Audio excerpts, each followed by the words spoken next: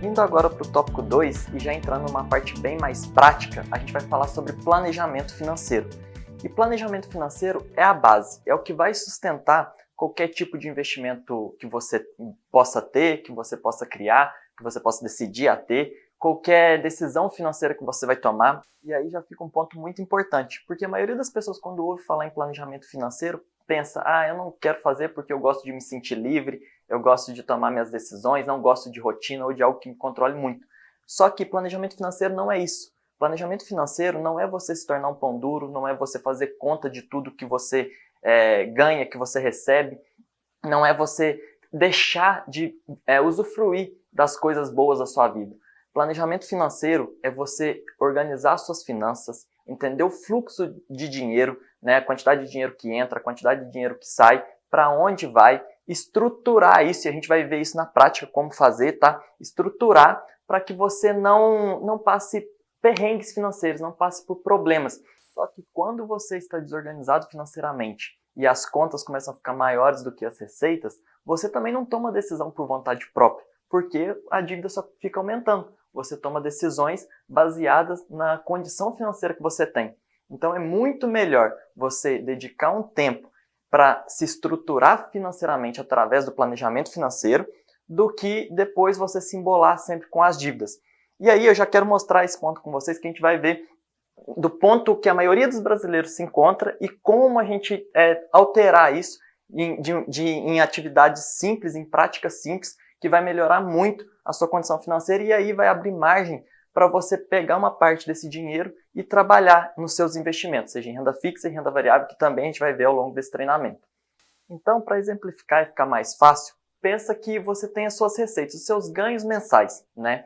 E aí a gente vai pensar no reservatório. O que seria isso? Você tem uma torneirinha que é onde entra o seu dinheiro, né? Então vamos pensar que nesse reservatório seu, você tem uma torneira que vai pingando, né? Às vezes aumentando um pouco mais, mas vai entrando o dinheiro que você tem.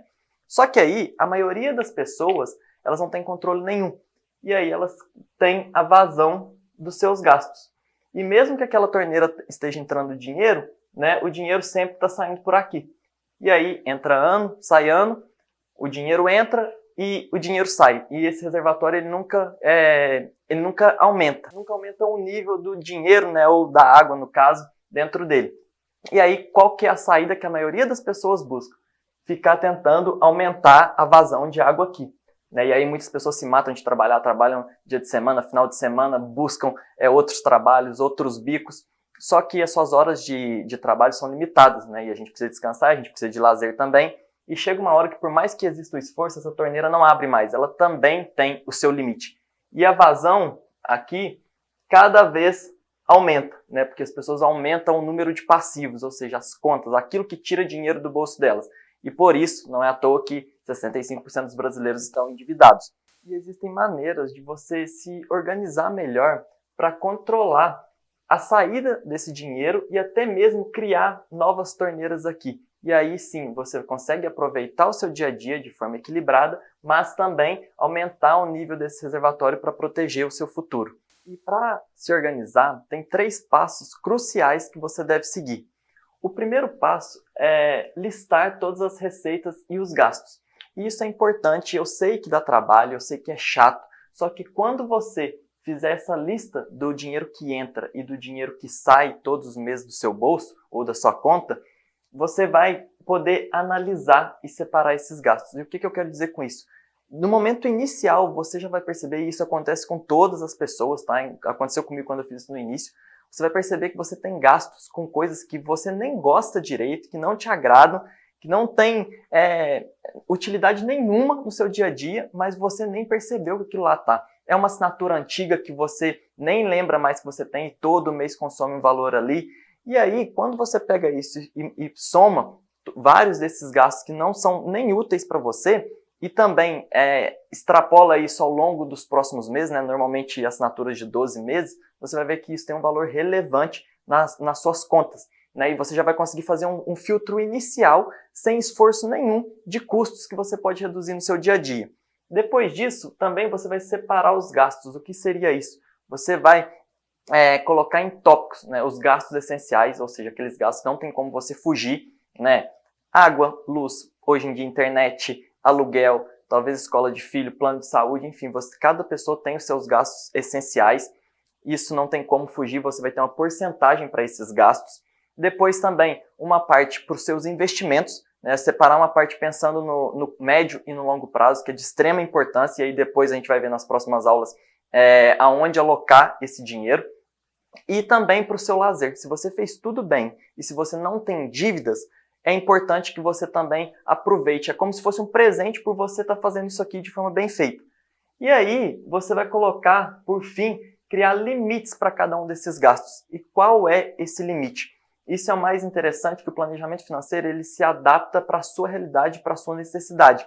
Tem pessoas que estão endividadas. O que ela vai fazer? Ela vai priorizar pagar as dívidas. Então, talvez no momento inicial, ela não vai ter tanto lazer, ela vai abrir mão disso. Mas para poder, na frente, estar com uma vida financeira mais tranquila, né, podendo dormir em paz. E tem pessoas que também têm mais pressa para chegar em alguns objetivos. Talvez ela até reduza um pouco do lazer para investir mais e acelerar alguns processos. Outros não, né? Vão pensar, não, eu quero curtir mais tranquilamente e pensar só em garantir um pouco mais o futuro, mas sem pressa, até pela idade também. Então isso é modular. Mas aí é importante você entender que depois desses 3 passos, esse reservatório aqui, ele pode ser da seguinte maneira. Você vai ter a torneira aqui. Só que ao invés de você ter um único furo que você não sabe nada para onde está indo seu dinheiro, você vai separar. Vou apagar isso aqui. Você vai separar em tipos de gastos. E quais seriam esses tipos? Aqui, primeiro, gastos essenciais. Depois, investimentos. E, por fim, lazer. E aí, a gente pode, normalmente, aí uma ideia, uma sugestão para vocês, mas mais uma vez, se adapta o modelo para a sua realidade, para os seus objetivos. Você pode ter em gastos essenciais um limite de 60%, para investimentos 20% de todo o valor que você ganha, e para o lazer mais 20%. E aqui entra um ponto de extrema importância que as pessoas, por não ter tanto conhecimento financeiro ainda, por tudo que a gente já comentou aqui da falta de educação financeira, elas não percebem.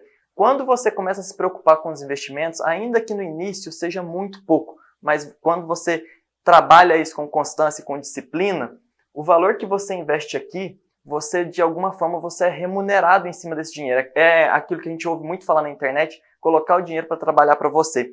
E com o tempo, esse valor, esse montante, né, sua coluna de ativos, ele começa a criar uma nova torneira aqui. Gente, não foque no tipo de desenho, foca no que ele está passando, tá? Mas aí, essa torneira aqui, ela também vai começar a fazer dinheiro cair no seu reservatório e aumentar o fluxo ainda mais. Com isso, depois desse trabalho, você pode, se quiser, aumentar o custo da sua qualidade de vida, né, aumentar a qualidade de vida com um pouco mais de custo, aumentar até os seus lazeres, ou mesmo colocar o dinheiro para reinvestir e sempre estar aumentando mais essa outra torneira. E tem uma vantagem muito grande que nos seus investimentos você não está aumentando as suas horas de trabalho diária, o seu esforço. Por quê? Porque você está fazendo o dinheiro trabalhar para você. O seu esforço continua o mesmo que estava aqui. A diferença é aqui.